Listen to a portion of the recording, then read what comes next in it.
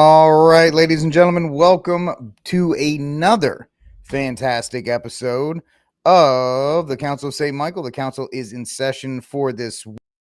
We are happy that you guys are able to join us on another very contemporary issue, a very prominent issue here. I'm Rick Barrett. I'm the host of Rickcast. I'm also the founder of The Armed Papist. I also wrote the book, The Armed Catholic, The Catholic Case for Guns and Self-Defense. And I am joined by two out of the three members of the council this week. Unfortunately, Trad Revival is on a covert mission in Houston, which is not very covert if I'm saying where he is, but it is what it is in that regard. So best wishes for Trad while he is out taking care of business.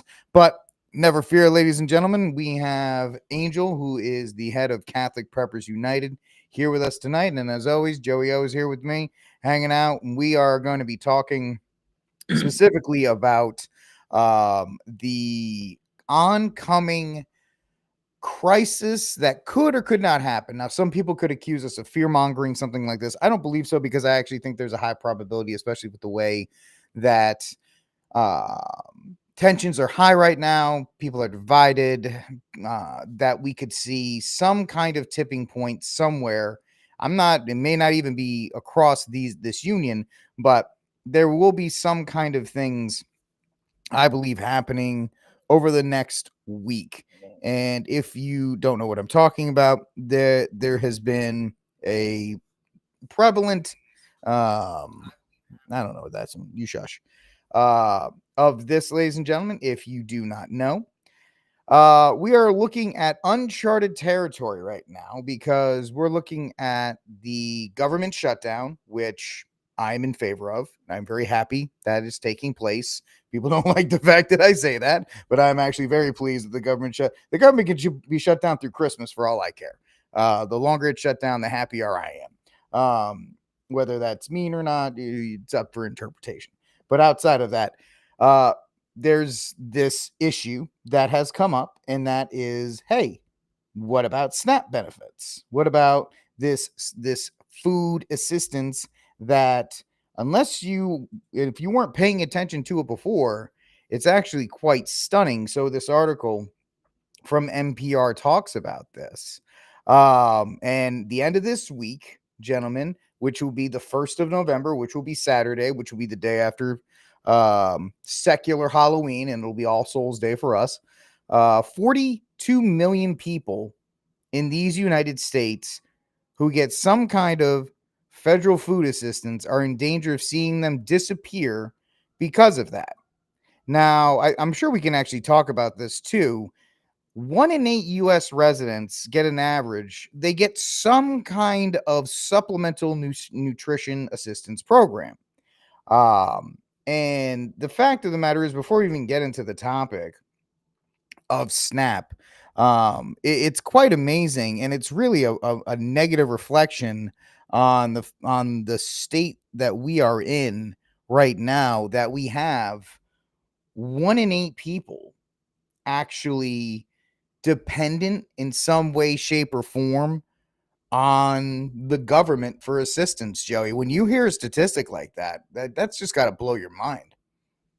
Yeah, it really does. And I know we were discussing this a little bit ago before we came on live. And, some of the area, like the area I live in, Frisco area, North Dallas, northern suburbs, it's considered kind of a more upper,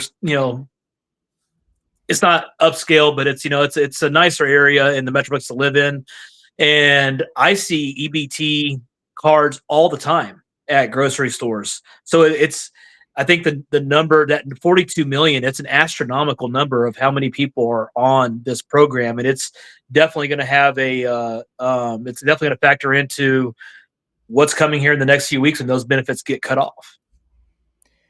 Angel, what is your response or your thought when you hear that 1 in 8 people in these United States? We hear all the time from both sides of the aisle, depending on what political, when it's the left, oh, we're the richest, most powerful country in the world, so we should do this. And on the right, we're the richest, most powerful country. And yet, when we break it down, how well off is the average American actually doing, when so many of our neighbors seem to be struggling.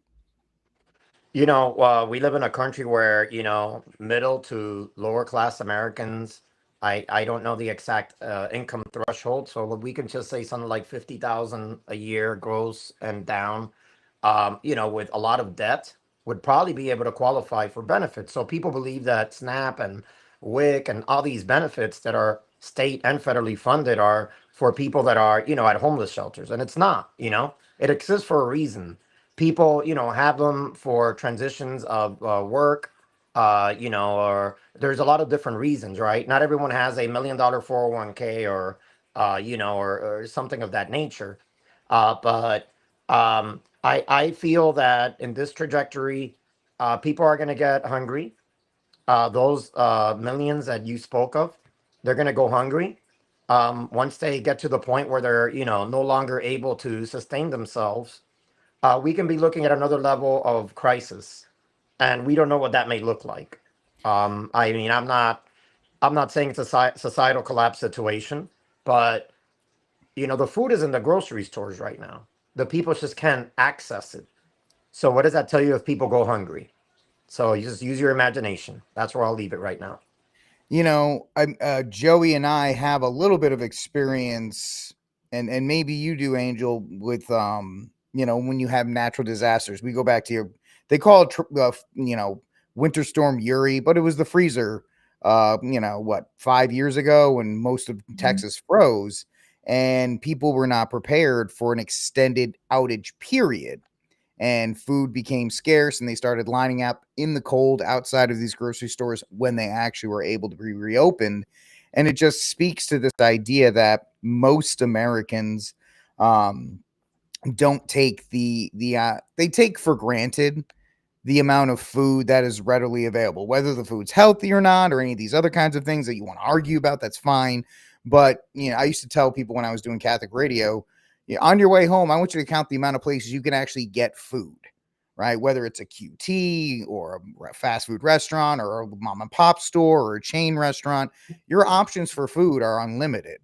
And of course, there's some good things about that. You support some local businesses, local restaurants, but it also, as Angel was saying, it also makes you less reliant on yourself. You get used to this idea that, hey, the food's going to be at HEB or Publix or whatever, or I can just go down the street or whatever the case may be.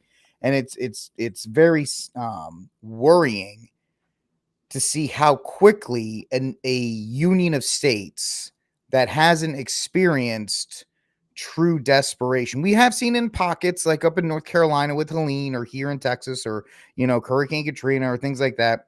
But we could potentially be facing, with this SNAP shortage, multiple states, and let's just be real, multiple cities. If you have something over this weekend in LA, Chicago, New York, Boston, Baltimore, where there are pockets of the city that are essentially putting a run on these grocery stores, that's something that is just a spark that the tension in this union that we're facing now, that could just take this to another level.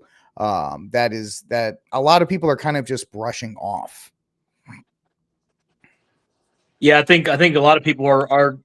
I don't think this story is really garnered as much attention as really as it should be, and I don't think people are really taking how serious this could be. I mean, because you have videos that are out on social media. I know you've seen them. I've seen them where people are threatening, like, we will hurt you to get food, and that's when somebody threatens you. You should always take them at their word for it, and it's we need to be prepared for this. Men, you need to be prepared over the next several weeks to go out and do the grocery shopping for your family. Don't put your wives or your daughters into a potential precarious situation because she needs to go out and get something. Well, you need to go out and get it for them.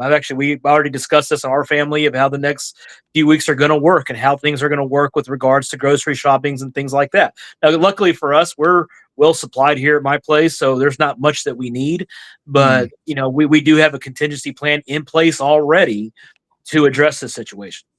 So speaking of the video or whatever you want to say about people threatening, here's the best example I could find, folks, because most of them are laced with cuss words and all these other kinds of things. So this was the cleanest one I can find. Take a look.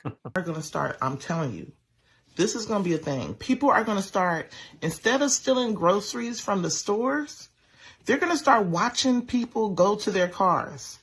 And they're going to take all of their groceries. And you know what the store going to do? Not our problem. Not our business. It's outside the store. They didn't do it in the store. It's not our property. Call 911. Call the authorities. Make a report. They're going to leave your ass for dead. And people are really going to be stealing people's carts of groceries. And so I think we can pause it right there, because that speaks kind of to your point, Joey, that you were talking about, is that people are, there's one crowd of people that think that there's going to be almost like a dawn of the dead, where people are, there's the store's going to open up on Saturday morning and there's going to be 25 people that just, like a Black Friday rush, they're just going to run into the store and they're going to do like these flash mobs they were doing a couple years ago, where they're running, grab as much food as they can and run out. And that may happen. But in other places, you may have to be very aware of your situation and your surroundings, especially in the parking lot, because we know most people in the parking lot are not prepared for these kinds of things. Because what are they doing, Joey? They're looking at their keys, they're looking at their phone, and the closer they get to the car, the more their perception or their danger, they lessen it. Kind of like the statistic, most accidents occur 5 miles from home when people take their seatbelt off and things like that. So just, you want to comment on that, Joey? Yeah, I mean, so we've already seen this. There's the jugging that's been going on. You go to the bank, you withdraw money, they follow you to the gas station, they open your door, or worst case scenario, they follow you home, ambush you at home at gunpoint, take your money, and run off. So we could see some sort of grocery jugging starting up here around the nation. It is something that we need to take into account for, and so we're going to have to become. You're going to have to become more vigilant, guys. It's basic counterterrorism 101, because at the end of the day, that's what this is. These people are terrorists, and I know they're looking for food or whatever, but at the end of the day, they are terrorizing people, and they're taking stuff that they didn't earn, they didn't bust their rear ends for, they didn't go to work for. And if they're going to be coming for you, you're going to have to keep your head on a swivel, and you need to know, where should you be parking in parking lots. For me, I've always said I like to park in the back, away from everybody. The worst place I would want to get ambushed is in a bunch, in a bunch of cars around me in a confined space. I don't particularly want that. I like parking in the back, because I like parking in the very back. I mean, one guy, I have a larger truck, but I can drive in back into my parking spot, and I can make a quick getaway in the event that I needed to. So, and yeah, it's a great comment right there. You do need to treat parking lots as an active threat zone, and so you need to get in to handle. I see so many people. I was just at HB the other day, and I saw no less than 8 or 9 people just loitering in their car on, windows up, on their phones, just plugging away at their phone, watching their phone or talking on their phone, not paying attention to their surroundings. And there's been a couple of times that, and I've done it a couple of times just to see what the reaction is. I'll walk by them, and when they finally notice me, they're shocked. They see a big guy, 215 pounds, beard, and they get scared. Don't be caught off guard. You have to be aware of your surroundings, and you need to have, you also need to have your grocery list ahead of time. My wife is always astonished whenever she looks at my grocery list, because I like to go out and do the shopping personally. Because if I send her out, there's going to be 15 things that are not on the list. They're going to come home with her. It's just who she is, and I love her for it. But I have a list, and my list, and again, this is just my OCD, I guess, or military in me or whatever. But my list is in the order that I typically walk the store. If I go in one side, I'll make my list go one way. If I walk into the other side, it's going to go the other way. So I can hit every single item in order and get out of the store. I don't like to, again, grocery stores are typically gun-free zones. I don't want to stick around there, just like in a hospital. I don't want to stick around there longer than I have to. So, and again, I've also made use of using reflective surfaces in the store to check my surroundings behind me. There's a home goods section of the store. I'll walk through there and check my surroundings behind me because there's mirrors and pictures, picture frames, things like that. These are all little things that you can do while you're out shopping to kind of keep a good situational awareness about you. And you're gonna have to do this in the coming weeks. And if it stretches on for longer, going into the holidays, you better hang on because it's probably going to get a lot worse. Yeah, that's we'll take a look at the rest of this video, and then I want to get back to that point. Out of the grocery parking lot. I'm telling you, it seems like it's headed that way.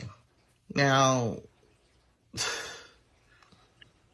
what other choices are people gonna have to find food to eat? Because people about to be out here struggling. They about to be out here bad. So do you really think they're going to look at you with all these groceries, packing it in your car, about to go home and feed your family from the, hard-earned money that you made from working your job that afforded you the affordability to buy those groceries? They ain't going to give a fuck. All right, we're done. Guys, like I said, that was the best one I could find. That was the best one. I apologize for the cursing towards the end. That's the least amount of cursing I've seen in any of those videos. It's like every other video I watched, every other word was a curse word. There was one where the lady, she took the Lord's name and name 5 times, and I clicked off the video, and there was like another minute and a half left. So I was like, we're out of here on that one. But think about it. The class structure that has been established, the class warfare that has been pushed by the both parties, the legacy media, wherever you want to call it is going to inflame, because it is going to be, you have that food, you can get more, I don't have that, so I need it now. And now we're also going to get to the point where you have, and this is not a race thing, because there are white single mothers too, but you have single mothers with multiple fathers who, the only way they were able to pay for their food is with SNAP. So they're going to have to try and find a way to feed their kids. And I know Joey and Angel, they have children. They can speak to this fact. When your children are hungry, you will do whatever it takes to feed them. And so you're going to have those types of things escalating as well. And, Joey said a great thing. If this stretches out, we're going to be in a really bad spot. So not to get people scared or upset. This show is not to do that. This show is to try and help you and give you strategies. Joey just talked about that, and we'll talk about a little bit more as we go through this back again. But Angel, I know Angel's going to talk a little bit about, if you want to get to the grocery store tomorrow, maybe Friday, look for some things that you can stack up that will get you through if there is a long-term, let's say one of these stores does get raided, because most people don't realize the grocery store does not have infinite amount of food. It has maybe 2 weeks, I heard, was the average. 2 weeks of food is about the average on that. So I'm going to throw this over to Angel and let the people know what they can grab right now to help them kind of manage through this. Thanks, Rick. I'm not sure. If you don't mind, I can circle back. Go ahead. To the floor is yours, brother. Okay. Thank you. So, this is probably a precursor to a phase where we might go into some sort of societal unrest, not complete collapse like we always talk about in the prepping world, where you have to have everything and be self-sufficient. I don't believe it's going to get there right now, but we might come into a time in which, if the people that are depending on these government benefits to eat and feed their families have to shoplift, vandalize, or even threaten others that are walking out of a store, regardless of what neighborhood it is. It can be a low-income neighborhood, or it can be a affluent neighborhood. They're going to go anywhere to target. Obviously, if you're in a better, more affluent neighborhood, it's probably less likely, but I don't want to guarantee that. Yeah. Because, we know Portland, Chicago, We know all these cities that have crime in all those areas, but that's besides the point. Um, this is a precursor to some kind of phase that we might go into if this continues through Christmas. And you are going to see in cities that have like little law enforcement support, like Portland, Chicago, very, very extremely liberal cities that do not support their local police or law enforcement, and the law is not upheld properly. There's going to be a lot of victims. There's going to be people that are, and again, I'm not fear mongering. This is the truth and it's reality. This could happen. This is the most likely scenario. I mean, I'm on X and I'm on all these other independent news networks, and I see what people are saying on the ground in different areas. And like you posted, Rick, these people are threatening people openly on social media that the people in my neighborhood are going to go into your neighborhood and we're going to take your stuff. I don't care what job you have, what you do. But that's besides the point. Being prepared is the most important portion. If you're a healthy eater, you eat natural, you have a farm, you have a homestead, like we have a homestead, we have certain things, we're not where we want to be, but we're getting there. You have livestock, all that good stuff. You may not need to rely on the grocery store like some people, but those that do, the average American, will probably go to the grocery store a couple times a week, to feed their families, or most of us, whether it's, some of us go to Costco or Sam's, but the average American goes to, like the local grocery store. Like you said, in Florida, we have Publix and Winn-Dixie, and, we don't have the HEB like in Texas. Like we don't have that here, but, there's a couple of tips that I can give you. Is that what we're getting into right now as far as what kind? Okay. Um, I always suggest to go into something like anything that's glass or canned. Why? I know some of those foods, actually, they have some great organic beans that are 100% no additives. They're just heat treated, like if you were canning, like grandma's canning, like those techniques. That's basically what canned foods are. It's like a mason jar canning, but in a tin can or stainless steel. Um, so, anything that's can or metal, or a uh, glass jar, it's been canned. You know how they have the little thing on top that if it's Yeah. popped up, that's the same thing as canning. That I mean, that has a long shelf life.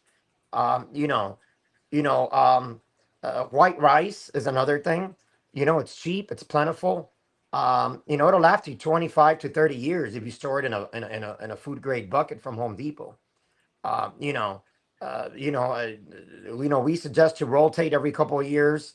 Um, but anything that is canned, I mean, you have cornmeal, degermanized, even in its, if you get cornmeal degermanized in its package, that's cheap. That'll last you like 10 years if you keep it in a cool, dry place, like a refrigerator.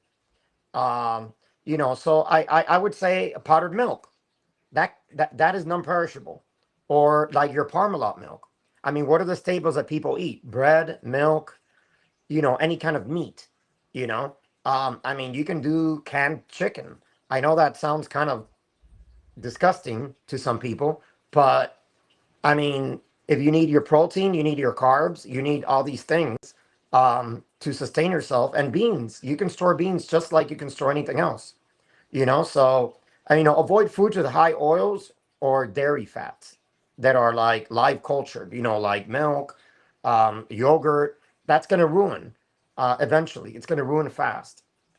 So I would start with like maybe like a week's worth of food. If you're just going to target your grocery store, get in while the getting is good, whether it's like spaghetti or whatever. The rule of thumb really is whatever you eat regularly, double down on that, Mm. triple down on that. So you don't change anything you're doing, unless we go into a societal collapse situation, which we're not expecting anytime soon. Even though we want to prep for that, we're just talking about the societal unrest of people targeting grocery stores in this short span until the government reopens. Um, just 2 weeks worth of food would be great if you can afford that. 1 week is great, or just double down what you regularly eat on. Eat, sacrifice in other areas of your finances and double down on that. Um, but anything that's canned, anything that is non-perishable, that's what I would double down on.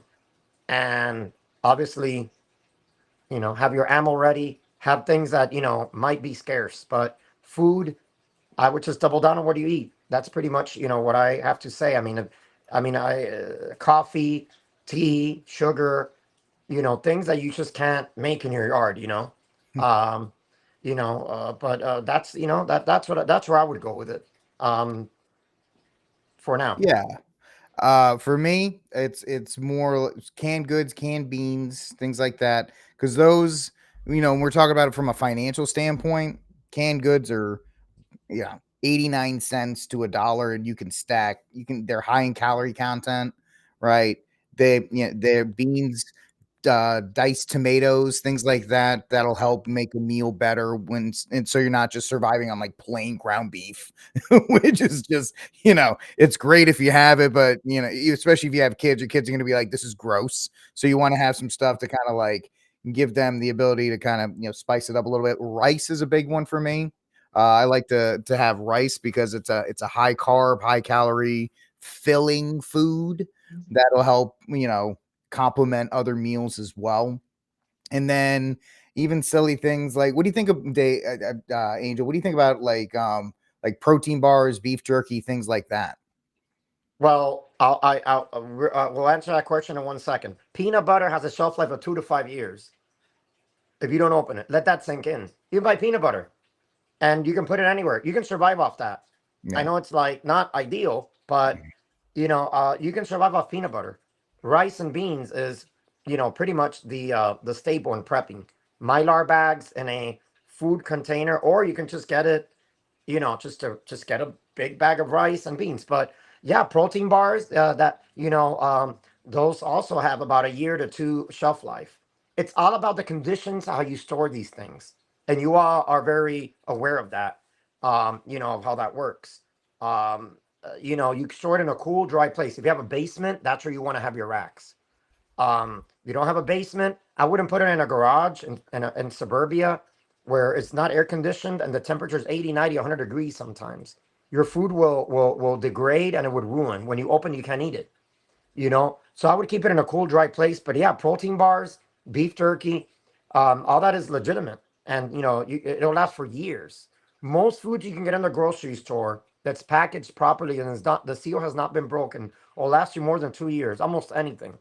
So I mean, to stock up, couple $100, and do it like tomorrow. Like, don't wait. If you already have your preps, don't worry.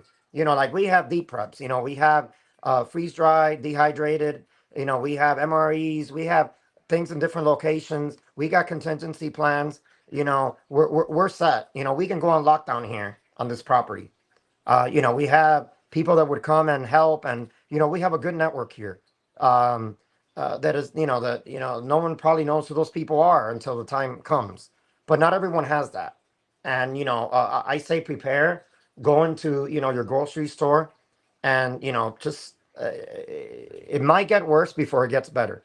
And when that time comes, when there's people in parking lots and the police is staying away from getting involved in that, which I don't know, depends on the state or the city.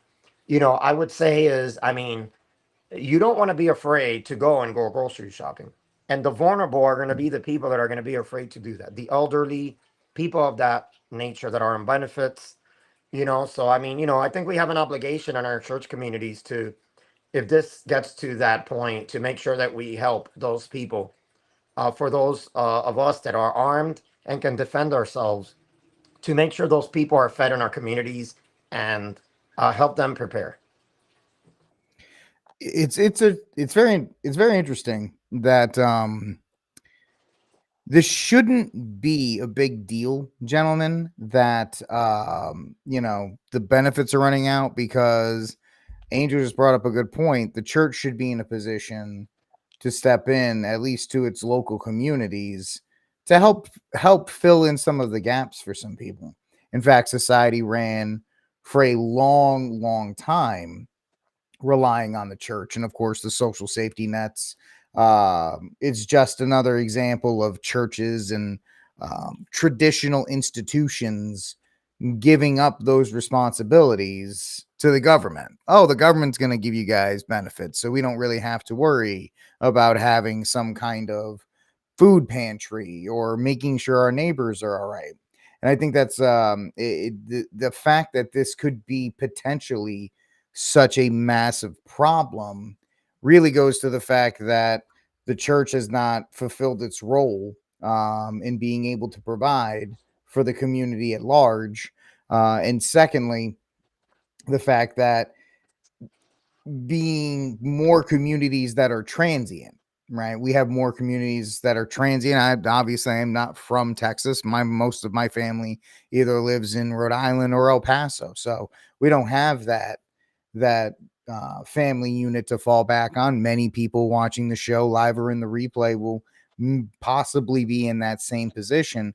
So not having the infrastructure either from the church or from our own communities exacerbates the situation to a degree that in a rightly ordered society you wouldn't have to worry about. I don't know, Joey, what you think about that.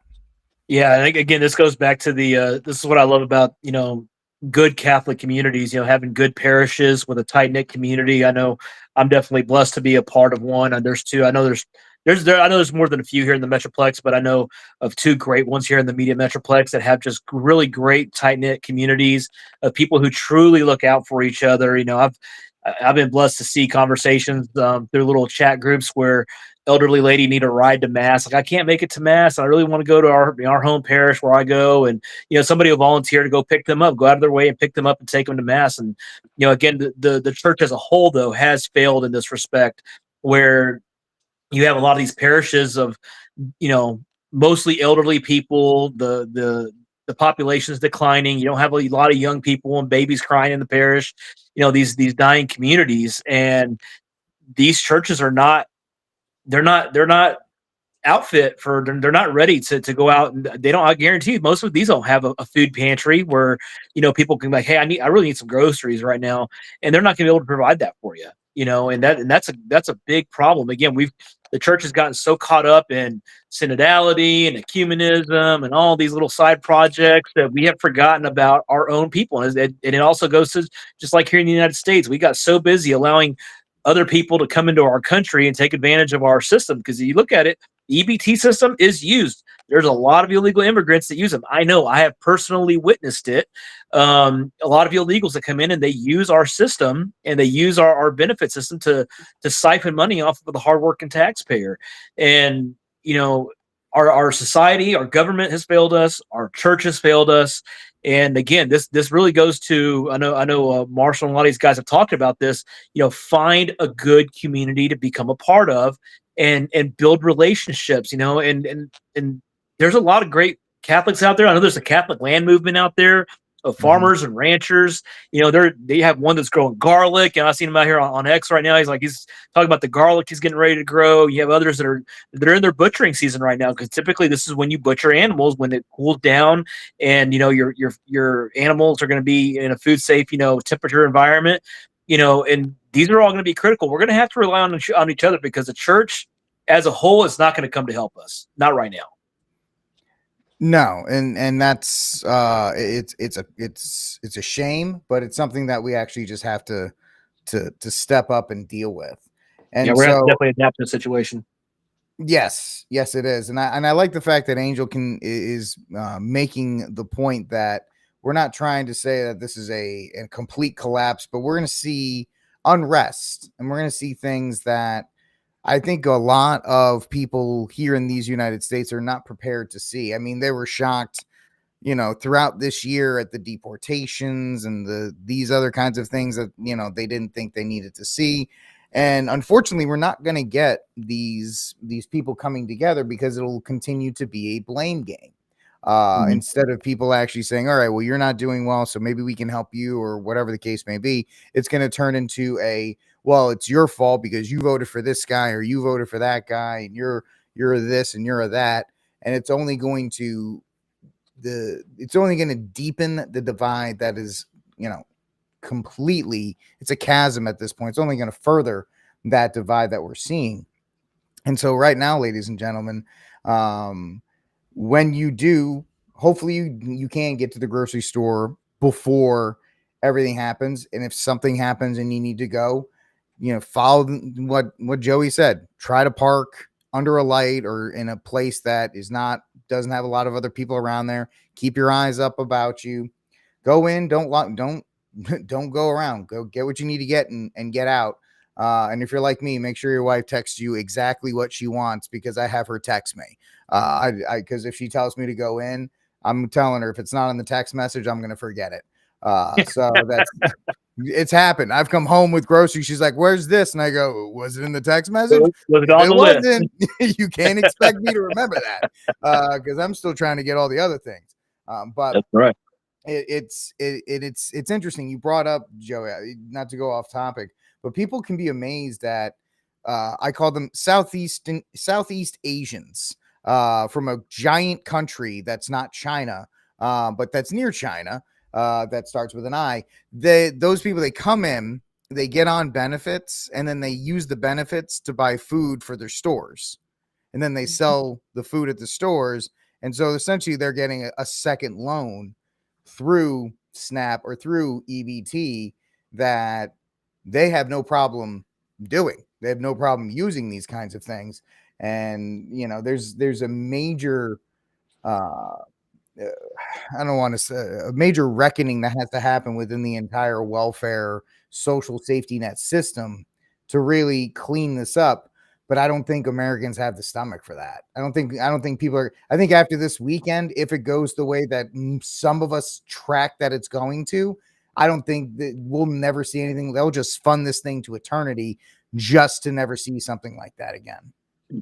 Yeah, it really has again, it's shades of 2020 all over again. We should have learned this lesson. There's so many people that after, the lockdown started, a few years have passed since COVID, and, the toilet paper shortages and the gas shortages that were out there. Yeah, this is very short-term memory. I'm glad that's over. We'll probably never see that again in our lifetime. Here we are again. And this is what I've been preaching on, blue in the face. Like these situations are becoming more and more common. We're seeing more and more time. Just here recently, we've seen different websites that are going down. They're not available. These are all hacking situations. These are all, third party, being funded by outside governments or maybe even NGOs that are, bringing down websites or bringing down, infrastructure. These are all things that, again, you can no longer say that it's probably never going to happen again, because it's actually happening with greater frequency now. So what we've been talking about tonight is something that you have to start preparing for. If not, you are a dereliction of your duty, especially for all you men out there, of your job as a provider and protector for your home. And this is going to happen again. It's going to get worse. 2020 should have been a massive wake-up call for everybody that this could happen again. And I told my family, this is going to happen again. I'm not saying it's going to be COVID. It could be something completely different. Here we are. Now they're cutting off EBT, or potentially cutting off EBT. And here we are again. We're in the same situation that we're in. Is there going to be a run on gas? Is there going to be a run on toilet paper? Is there going to be a run on foods, or just outright robberies? I mean, that's what they're threatening us with. We should have been prepared for this from 2020. And again, another little tip here. I have invest in a large freezer. I have a large freezer. It has food. And how I do my shopping is, again, I'm a disabled vet, and I get my benefits from my injuries and stuff that I'm compensated for. When I get my money in, I go in and I open up my weekly ad from HEB and different grocery. I avoid Walmart. I will gladly spend more money at more expensive grocery stores that typically people on those benefits are probably not going to shop at, to avoid those situations. But during COVID, I had a whole at least 2 months worth of meat. And what that did for us, I mean, I already had it leading into COVID. I already had a nice supply. So when I saw the COVID thing starting to play out, I'm like, okay, I see where this is going. I went in, I finished filling up my freezer. And then as we used it, every other week or so, I'd go to the grocery store. Oh, I just used a couple of these pot roasts, these chuck roasts. Hey, they're on sale right now. They have a couple. I grab them and replenish as I go, because sometimes you go a little ways without seeing anything or any good deals. So hey, that's fine. Whenever those deals did pop up, I would capitalize on that moment, stock up on everything, and get my freezer refilled. You got to start thinking ahead and thinking proactively. You know, it's interesting. The reason why, ironically enough, a lot of people stopped worrying, and I don't know if Angel's ever heard of this term in the prepping community. We call it the Trump slump. That is when Trump was elected, everybody said, okay, Trump's in office. Like people on, right wing, conservative, whatever you want to call them, they just stopped prepping, preparing, worrying because Trump's in office and Trump will save us and Trump will make sure the economy works and Trump will make sure that there's food and Trump will make sure that, the MAGA contingent believes that. And so in the firearms area, we call it the Trump slump because people stop buying ammo, they stop training, they stop doing all these things because, oh, well, we got a Republican in office. We don't got to worry about our guns, even though we have a whole show about how the DOJ is absolutely strip mining the Second Amendment. But, I don't know if I want to throw that all on you tonight. But you mentioned the AWS outage, and I know Angel was actually talking about that in real time. So in case you all missed this actually is what happened last week. Amazon, which a lot of people think that Amazon got it's a billion-dollar company because it ships books and like stuff from China. No, it makes its money from cloud storage for the military, cloud storage for all these other kinds of companies. And everybody actually saw what happened last week when we had major service outages just hit everything. People are like, oh, well, the company I worked with online, they're all of the stuff from attendance to time clock to everything. They said, yeah, everything's down today. So, we'll try to do these workarounds and these things here and there. But Angel, what can you tell us about a little bit of insight, if you want, on what happened here? Yeah, so AWS, Amazon, they are the provider of probably the largest data centers of cloud services for enterprise businesses in the U.S. I mean, you got Microsoft, but they have another function. They still have data centers, but Amazon data centers and its partners are probably popping one up every month in our country. Let that sink in. So, I mean, data centers, and I'm sure you guys have seen me post that on X, where I talk about how the data centers are just popping up everywhere. And these data centers are just supercomputers that, store cloud services and run AI.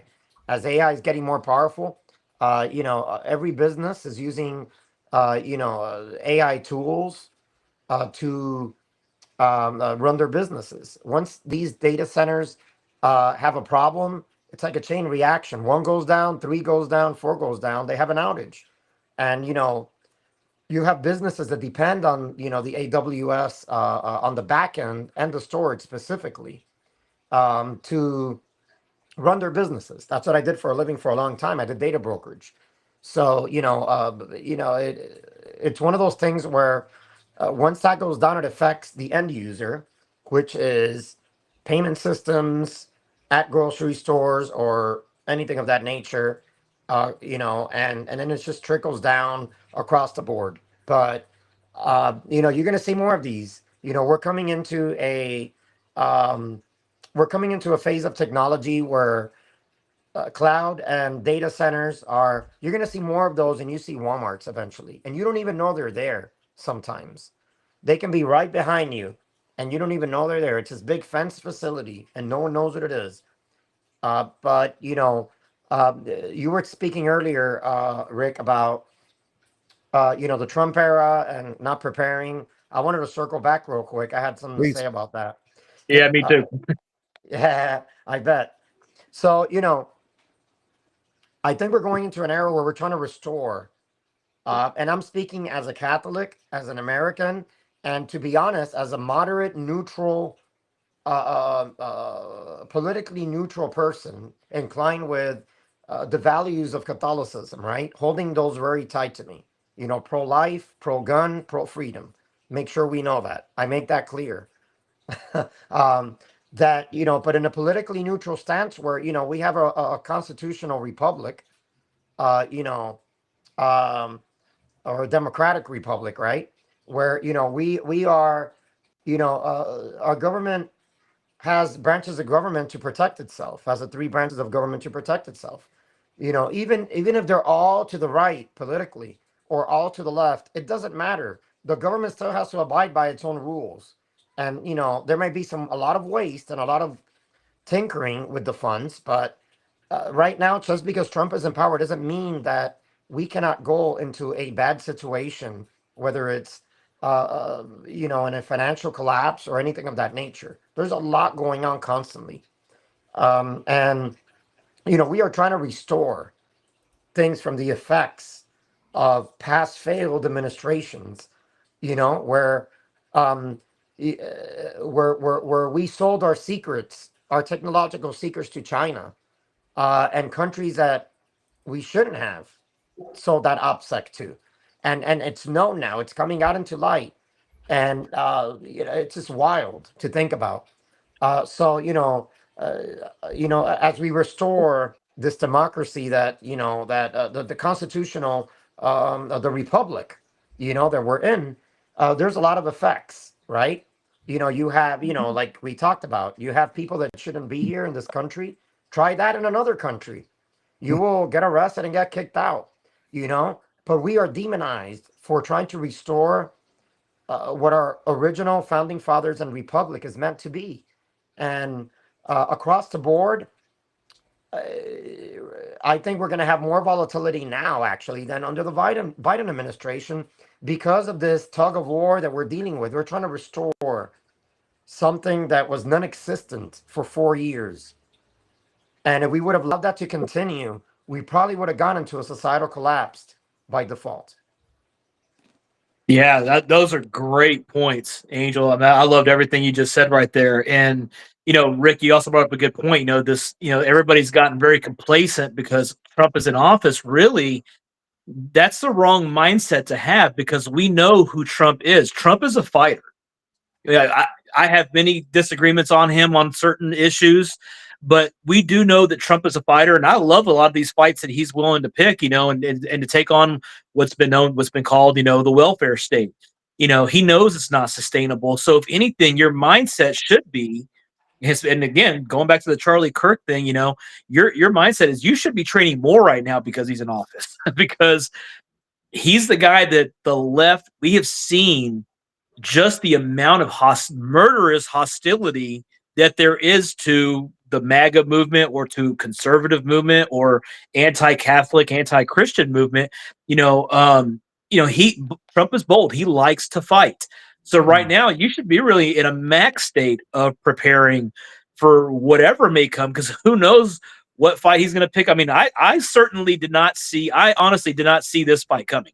I really didn't, because so many Republicans have caved. And even in his first administration, if I recall correctly, there was a few threats of government shutdown, and then they would pass a continuing resolution to keep it going. Well, I think this time he's like, you know what? This is probably my last term. I know he said some controversial things about that lately. Who knows? But Who knows? we'll save that for another time. But as constitutionally allowed, at least, he's this should be his last term. So this is like the gloves off. He is. There's a lot of reckoning. We're seeing a lot of arrests with regard to the last, or to his first election. That first election cycle that he was elected. James Comey, all those guys. So Trump is. He's kind of in a gloves off situation right now, and honestly, I'm here for it. To be honest, I'm completely here for it. But you cannot get the mentality of like, oh, he's in office, so I can kind of kick back and relax. Absolutely not. You should be in the opposite mode right now, to be honest with you. When he was running in 2020, I would tell people, yeah, I want Trump to win to give us 4 years to get ready for whatever happens after he's out of office. Same here. I always said, hey, you want him back in office because at least he'll give you some cover so you can get your preps, you can get your food, you can get all your stuff in order. And I think people need to reattack with that mindset now, especially as we're starting to see the economy really get on some thin ice, because a lot of people thought that Trump coming in would save it, because we can all be completely honest, the economy will never recover from whatever happened in COVID. You can't stop the economy on a dime and then expect it to just start back up again like a car.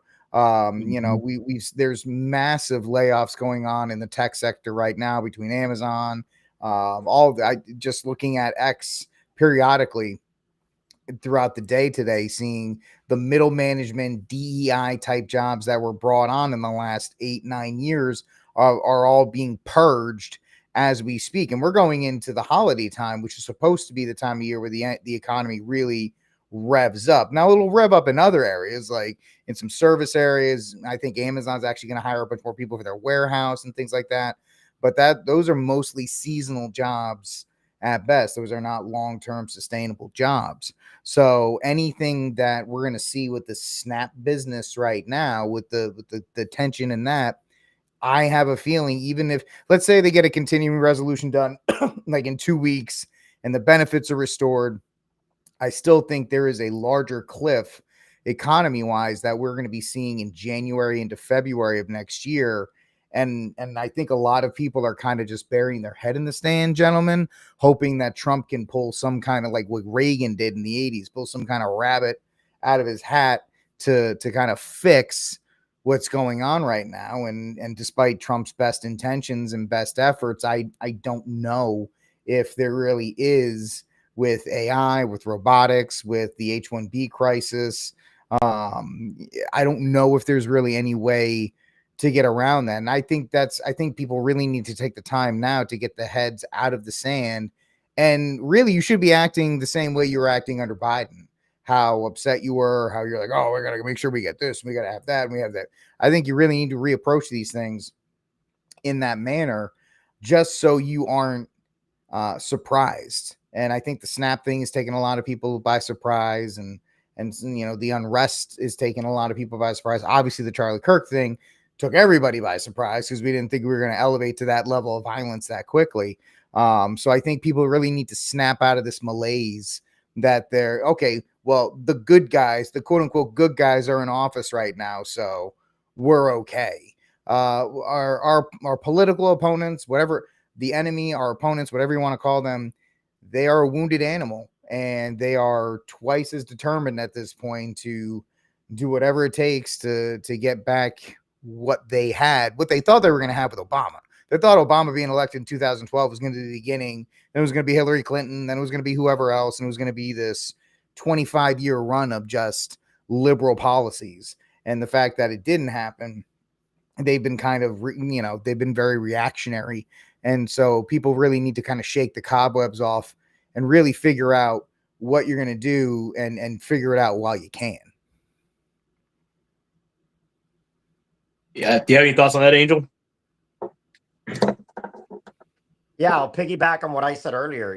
Basically, we are in a period of time, in an unprecedented period of time where, the left is angry because Trump was elected, and they're resorting to anything to silence, the cat's out of the bag, right? That's what they say, or the rabbit's out of the hat, we're gonna say what we feel and believe in, and you cannot silence us, like we were during COVID, and that is upsetting a lot of people, and they're resorting to violence because they've been subjected to a psychological warfare.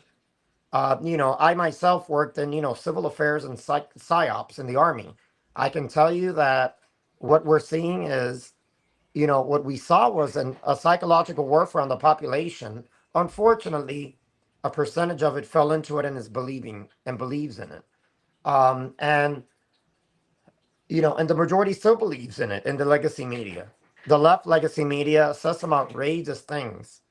And if you fact check them, you'll find them, maybe half of what they say is wrong, because they can't go any further, because it would be outrageous claims.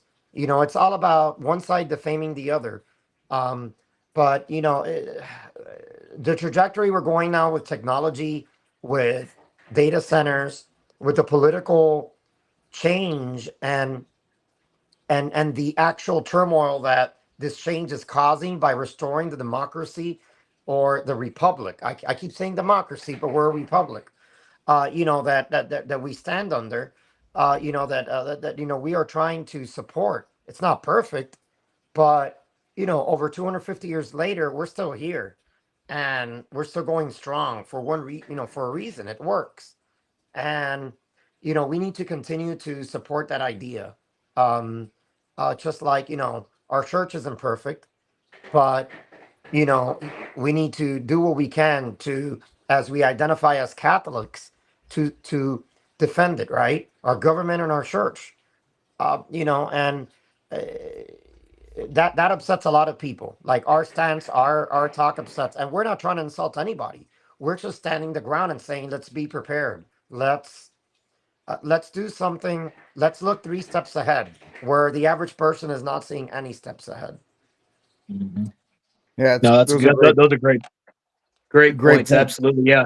And we are kind of in like this pseudo preliminary civil war stage right now. The battle lines are kind of drawn. They're still, I mean, they're becoming more visible now. The lines are being drawn, and especially with the left, there is no middle ground, and they are going to try to bully as many people into their position as they can. And for us, we're thankfully, we have a lot of young Catholic men that are starting to step up and become more vocal about the faith, and they're trying to encourage other men to do the same, and we need that to continue because we are really all that we have. Our communities, our church, our parish communities are what we have, and they need to be defended with everything that we have. And we really need to again, all you young men out there, if you're watching out there tonight or in the future, step up, get in those leadership positions, become active in your parish. We are in this already, and we're not coming out of it for a while. This is going to be the norm for the foreseeable. Well, I think honestly for the long foreseeable future, as the ideologies continue to become more entrenched. There's not going to be an end to this anytime soon. It's just kind of like what we've seen with the last papacy and this papacy. We're going to see a lot of the same, and it's going to continue the way it is. And again, like Rick has said a few times tonight, you cannot bury your head in the sand anymore. The time for that has come and gone. And if you haven't gotten started, you need to get started now. Don't it's all about taking that first step. Taking that first step is actually the hard. I was just talking about this with my son the other night. He's courting a young lady, and they're discerning marriage. And I was like, son, the worst thing you can do in life is to get vapor lock. You don't want to freeze. Yeah. You got to take a step. Even if you do find yourself freezing, find the courage to make a decision, take a step, and run with it. And guess what? As men, you're going to make a lot of wrong decisions, but that's the whole point of life. You make bad decisions, and you adjust, and you adapt, you overcome. The old military saying right there: assess, adapt, and overcome. And that's what's going to lead you to prosperity and to making and to forming yourself to become a better man. But that's going to all be rooted in the faith. So men out there, start taking those first steps. Be bold. Yeah, and I think I'm gonna jump on what Joey just said. Then we have 2 more stories, and then we're gonna do our deals of the week.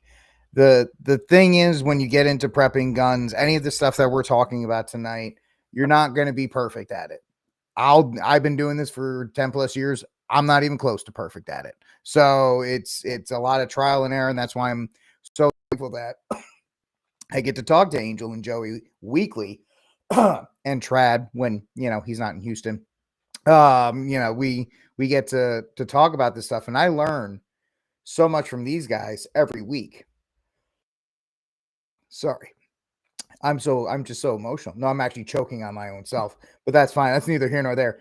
But don't be afraid to fail. That's the biggest thing. Don't be afraid to fail, because failure, you will learn. There are some defeats that are actually more powerful than victories. And if you get that motto into your head, you're not going to be afraid to actually, you're not going to be good at something unless you're willing to be embarrassed first. That's another way to look at it. Speaking of embarrassed, let's take a look at this. From NBC LA, man tries to steal Now, don't try to do this, folks, at home. It's actually kind of funny. This, I'm not saying don't. Is why you shouldn't do this stuff. Man tries to steal retired firefighter's Rolex in West Hollywood and gets beat up instead. Now we're not going to watch this lady. This is going to be bring in. I couldn't download the video that you sent me, Joey, but luckily X is X, and I was able to find something else. Has obtained new video of an attempted robbery in West Hollywood. With his girlfriend in West Hollywood when someone jumped out of a car with a gun and targeted his Rolex. You ever notice how criminals in California have absolutely no fear? Middle of the day, people everywhere, and some idiot still decides to jump out of a car with a gun to rob a dude for his Rolex. But here's the plot twist. That dude wasn't just anybody. He was a retired professional fighter, and he turned what was supposed to be a robbery into a reality check. And the part that no one in California seems to talk about, he didn't want to have the fight. He just didn't have much of an option legally. So here's what happens when criminals assume their victims can't fight back, literally or legally. Surveillance cameras captured the chaotic scene in West Hollywood as a neighbor frantically called 911 after witnesses say an armed man tried to steal someone's Rolex. Someone's got a gun, someone pulled it on someone tried to tackle a nice lady. It's happened in front of my house. The target turned out to be a retired professional fighter who was out for a walk with his girlfriend. That retired fighter didn't want to show his face, but he spoke exclusively with NBC4. A small black sedan pulled up, guy jumped out with a gun, came at me and attacked me. I was able to disarm and take the gun from him. I had him pinned down, he was trying to get up. No way, we're not letting him go! And the gun was loaded, you said? The gun was loaded when they pulled the chamber back, one popped out of the chamber, so it was ready to go. His girlfriend quickly jumped in to help. You saw his gun too. I'm the one that when the gun was wrestled to the ground, I'm the one that went and grabbed it and picked it up and threw it over the apartment fence. Oh, don't LA throw it County away. Sheriff's deputies responded and took the gunman into custody, but the getaway driver took off.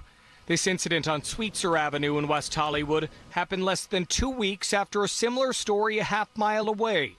On October 10th, 3 men dressed in all black hopped out of a car on Hacienda Place, then stole a Rolex, wedding ring, and phone from Abram Cortez, who was visiting from San Francisco. I turned around. I saw 3 guys, 2 of them with guns and 1 with a crowbar, backed up. I threw my keys down and I started giving them my things. It is unknown if these 2 incidents are related. Still, the news has neighbors concerned. But for someone to be robbed at gunpoint at 1 p.m. in daylight on a Wednesday is freaky and very scary. What is your message to the community? Stay vigilant and keep your head on a swivel. Stay safe, be prepared. California makes it tough to carry a gun, but if everybody had a gun, this wouldn't happen. If I lived in California where it's exceedingly hard to be able to carry a gun legally, I'd be doing wind sprints and Brazilian jiu-jitsu every other day, because when the law says you can't really carry, the only thing left is to run or fight. Now, I still do both essentially, but the difference is I live in a state that actually respects my right to protect my life with a damn gun. Yeah, so that's our weekly episode of why you shouldn't live in a blue state. But thankfully, none of us have that issue. But yeah, that was actually very interesting to see. And then finally, I don't know if you guys saw this story. I just have to do this story every time. I did it last night. I'm gonna do it again. If you live in Mississippi, be on the lookout for an aggressive monkey that is infected with hepatitis C, herpes, and COVID, because apparently the University of Tulane thought this was a good idea. And they put it on a truck, probably driven by somebody who can't speak English. That's not even an offensive thing. That's actually something that's happening nowadays. This truck in Mississippi crashes, and like a scene from Outbreak, all the monkeys just run into, they just run. And luckily, they said they found all of them but one, which it's always the one, which is probably like the alpha male at this point. But it's just like you want to see some crazy stuff that happens. I wish I could make this up, but after COVID, Joey and Angel, some academic was like, why don't we infect a monkey with it? I guess they never saw 28 days later or 28 weeks later or the beginning of any zombie movie in any way, shape, or form, because you don't do those kinds of things. But I don't know if you guys saw this, if you want to just if you had any thoughts on this. Yeah, I saw the actual story when it broke, and I was like, I mean, you really just can't make this stuff. And here's the crazy part, Rick. I don't know if you remember. I mean, this was sometime before. I think I want to say it was before COVID. This isn't the first time this has happened. Yeah. This isn't even the first time this has happened. This is the. I know this is at least the second event where monkeys have been on a trailer that are research monkeys and have gotten loose. I mean, you really just can't make this stuff up anymore. Yeah, like academia is actively trying to make this happen. They're actively trying to make it happen. I don't know, Angel, if you have any thoughts about something like this. Yeah, I saw the story. I reposted it on X. You know, it's one of those situations where, again, accountability is never 100%. I mean, even in the military, you know, I mean, the Air Force carries nuclear warheads from one Air Force base to another in freaking semi trucks with no markings, you know. I mean, imagine that, right? Imagine explaining that to your population. So, you know, I mean, I can tell you that it's as comical as it is. It's actually serious Yeah. because how about if some of those monkeys have a virus that was created in a lab? Like we believe, you know, well, COVID was not, but we believe that, you know, something worse than COVID could be created in a lab. Like you said, those movies, you know, 28 Days Later and, you know, all those zombie movies, you know. How about if one of those monkeys has something we've never seen before? Now it's lost. I know that there was a couple that were unaccounted for, 6 of them, I believe. So they're out there now in Mississippi. So you can have Mississippians running around with some virus or some disease that are going to turn them into zombies. No pun intended, but, you know, I mean, it's who knows? Who knows what's driving that vehicle? Like you said, it could have been someone on an H-1 visa with no American driver's license and having no idea what the traffic laws were. Who knows? You know, and I was just driving. I'm just surprised at the end of the article they didn't use it to push getting your COVID vaccine. Right. In case you see one of these monkeys, make sure you're updated on your COVID. Although that won't help you with hepatitis C or herpes, but at least with COVID, you'll be all right on that one. So under 3 is good enough coverage for them. And then once again, the poor people of Mississippi, like they don't need this. They already get enough slack for enough stuff, but now they got like a COVID infected, herpes laden monkey running around. Can't do a lot for tourism at that point. So remember, folks, this stuff happens all the time. Just if you don't think it can happen, it does. So let's move on now to our deals of the week. Which one do you want to start with, Joe? Let's go with the strong box. Yes, sir. Here we go. All right, so we have the strong box safes that you can put in your vehicles. I know these most of these are going to go for like your SUVs and your pickup trucks. I think there's one on here that had I think the Toyota may have had a van on there. I'm not sure, but the strong box they have lockable safes that go into your vehicle. They run about $278 and go up to like $1,600 or $1,800, maybe even higher than that.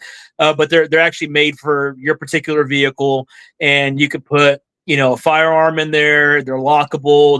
They're secure, and so that's something that again. I always like to have a good truck gun, so if you have a pickup truck and you can have one of these installed underneath your seat or in your middle console, have a very large middle console. This is something I'm definitely planning on installing in my truck here in the near future. So that, again, I can always have it locked up when not going to have it on me. I can at least have it locked up. But that's a great deal. $278 to be able to secure a firearm or firearms inside your vehicle. I think that's a great thing that people should consider getting. Yeah.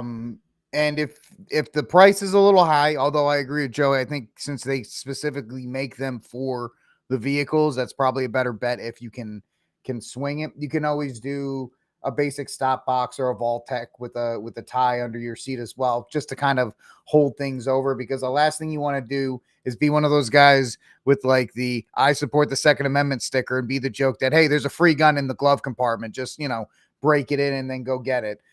So definitely great recommendation. It's bossstrongbox.com, folks. bossstrongbox.com if you want to take a look at that. All right, let's take a look at our next one. The last one's going to be, of course, PSA. PSA, get those Glocks before they go away. That's actually happening. I think they stop shipping next week or sometime in November. They're going to stop shipping. So I wanted to go. Everybody likes to talk about 9mm, but let's go back to World War II. We have the Glock. We have the Glock 45. This will be the Glock 21, the 45 ACP. You want some real firepower with them. This has a great capacity. I didn't even write it down. So I'm not a Glock guy. So I don't remember what the capacity is on them. I don't know if you can see it on there. 13. Now that's a great capacity for 45. So Glock 21, they're priced at $625 right now. I mean, that's obviously prices have gone up because people are trying to scoop them up right now. So the demand's going to be high. Don't sleep on Glock. For me, I'm not a Glock guy, but I mean, Glocks are known. You can go online, go onto the gun tube on YouTube and look at the different torture tests they put Glocks through. At the end of the day, Glock makes a fantastic product that, I mean, they just run and it's kind of like the American what the AK-47 was for the commies. This is like our pistol version of the AK over here. This thing just runs. So don't sleep on Glock. If you can pick one of these up before they because we don't know what the new ones are, the dependability, the reliability. Anytime a new gun comes out, there's typically going to be flaws with it, and I'm sure Glock will do a good job with their next version of it. But again, you want to get one of these banned Glocks, go ahead and scoop one up now while you can. Yeah, we don't know the capability. We don't know the compatibility with previous generations. There's a lot of unknowns. Also, if you're a big fan of optics like I am, this one that we have on the screen right now is MOS compatible, meaning you can put optics on there if you want to. You don't have to run optics. I just do because I'm blind. But it is, once again, PSA all the way every day. Great deal. Take a look at it. And, Glocks will run. They will. All right, ladies and gentlemen, that looks like it's it for the council. Final thoughts, Angel and Joey. Yeah, I mean, just I'll go ahead and close it out here real quick. On my end, again, the least busy days to shop at grocery store, guys, are going to be Tuesdays, Wednesdays, early in the morning, the better. Also, use the weather to your advantage. If it's raining, that's a great time to go grocery shopping. That's when the lines are. If it's raining and you have a cold front coming through this time of year, really, it's a great time of year for this to actually kick off because the weather can be a little more inclement. Especially for you guys up in the northern states, use the weather to your advantage. Again, you gotta kind of think tactically, learn to think tactically, man. Check out some good. There's a lot of great YouTube videos, channels out there that teach you how to think tactically.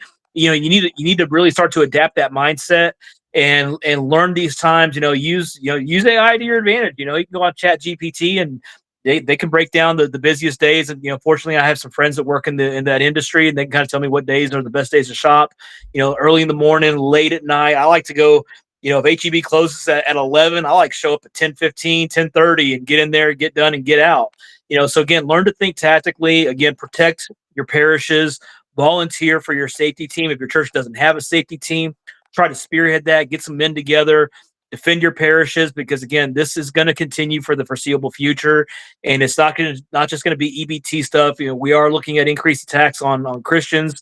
We should bring up that graphic for all the attacks attack on the attacks on the churches. Here in the United States. From one of our next segments, and just learn to think tactically, guys, and keep your head on a swivel. I know everybody says it. Keep your head on a swivel. Yep. We can get that right now. Actually, if do we have it? Has obtained new video of an attempted wrong one. So, replace, because I can do all this. Let's see. Nice. Yeah, right. I'm so technologically advanced here. Yeah, but and again, protect your parishes. Don't put your wives into precarious situations. Men, get out there. I know it might be a sacrifice working all day, but get out there and get the grocery shopping done. Make a list of everything that you need. Take what Angel said in consideration as far as non-perishable items, items with long shelf lives. Stock your refrigerators up, stock your freezers up. Invest in a good chest freezer or a vertical chest freezer to stock up meat, for your family, and just be ready for anything. Yep. So this year alone, there's been 57 attacks on Catholic churches this year. That's just on Catholic churches. Just on Catholic churches. So, and that doesn't include any other houses of worship. As far as I go, I really can't add anything more to what Angel and Joey said. Just practice, train, take shake the cobwebs off. Don't count on the federal government to save you because Trump's here. You are still accountable as the priest, prophet, and king of your home. You need to act like it. So I am adjourning this meeting of the Council of St. Michael. If you have any questions for any of us, we're all on X. You can fire off questions to us, ideas for shows, anything that you guys want to see. If you're seeing this show right now, live or in the replay, and you are not subscribed to it yet, please do us a huge favor. We're building up this channel because the other channel was not giving us a lot of help there. So, hit that subscribe button. It helps the channel out. Subscribe, notifications, so you know when this show goes live every Wednesday. We appreciate you guys being with us. We'll talk to you all next week. God bless, and Viva Cristo Rey. Viva Cristo Rey.